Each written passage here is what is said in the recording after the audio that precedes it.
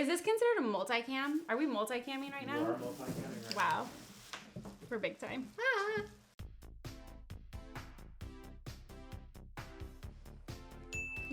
Let's get started. Right, Let's get started. First, we're going to put down some plastic to protect our surface that we're going to dye on today. It also makes cleanup a little easier at home.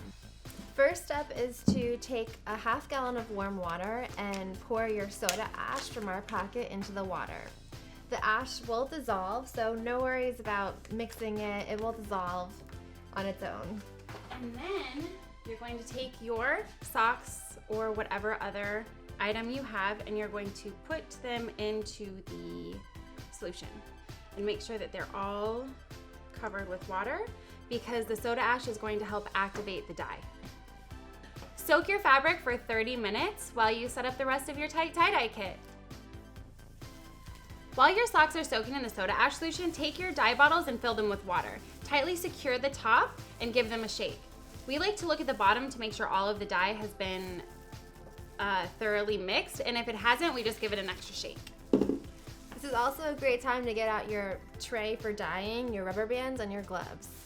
Pro tip. Sometimes we like to add a little rubber band to the top of the gloves just to get them secured in place. A little longer than a few minutes later. After your socks have been soaking for 30 minutes, you're gonna wring them out really thoroughly to get out all the excess water.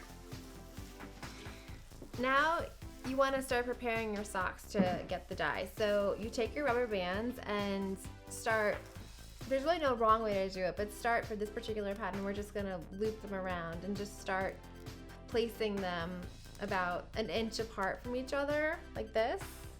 And then that's just creating different sections to receive the dye. And another trick is the tighter your rubber band is, the more white is gonna be shown later on. So if you have really tight rubber bands, it's gonna create more of like a contrast in your socks. Shall we dye? Yeah. Let's dye. So you want to take your sock and then put it in the dye pan. Any dye pan you want.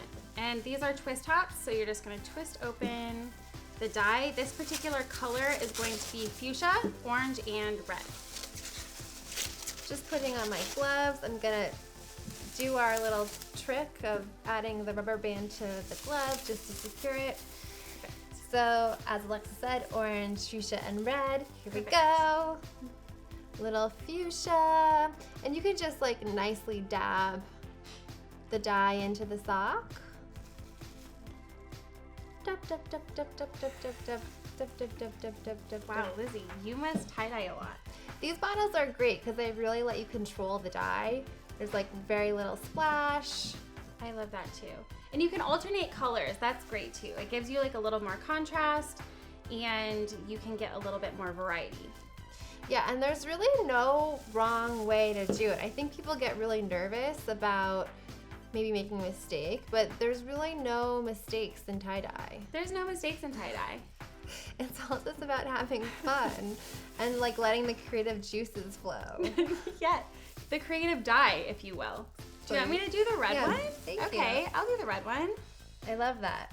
A little red here and here.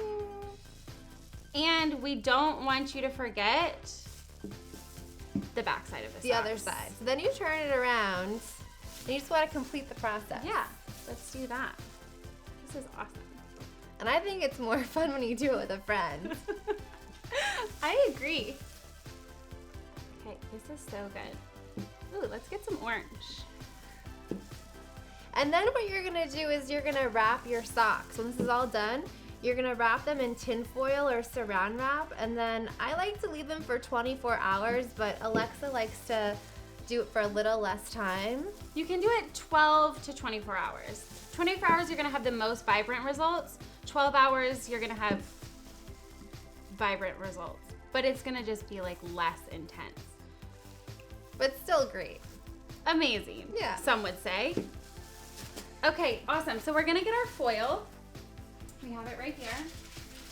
And you're gonna take your socks and you're gonna wrap them in the foil you can use a plastic bag. I like to use like bags that I've recycled at home so that nothing's going to waste. You're gonna wrap them up and put them somewhere safe for 24 hours so that your kids aren't getting into it, because that could be an issue. This just secures the dye and makes sure that I like to pretend like they're cooking. It's just baking. Yeah, they're like little buns in the So we oven. put this away. Ding, ding, ding, ding, ding. And then what? Many unbearable hours later. All right, you guys, after it's sat for 12 to 24 hours, you get to see what you made. So first you're gonna unwrap your foil. Woo! I suggest doing this in the sink. Is that where you do it, Lizzie? Yes. Yes, so we unwrap it in the sink and then you're gonna rinse it until it's clear while the rubber bands are still attached to your fabric. Then you want to start taking off the rubber bands. An easy way to do this very carefully is just to snip them away. Make sure an adult is doing this process.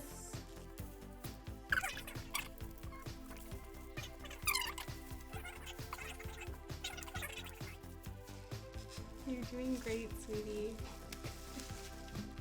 You were made for this. The pressure.